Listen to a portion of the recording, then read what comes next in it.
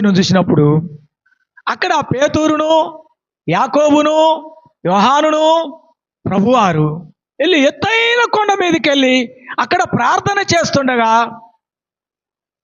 ఆయన రూపాంతరం పొందినప్పుడు ఆయన ముఖములో నుంచి వెలుగు ప్రకాశించెను.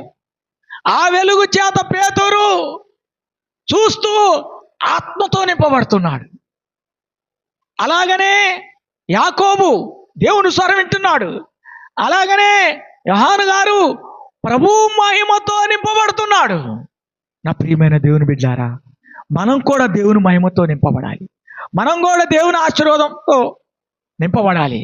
కాబట్టి ముఖ్యముగా మరి ప్రభు అన్నారు, మరి మనం ప్రభువును అడిగి ఏ పనైనా చేయాలి.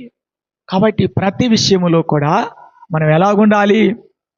దేవుని ఆత్మతో నింపబడేవారమై ఉండాలి. ఎందుకంటే నా ప్రియులారా,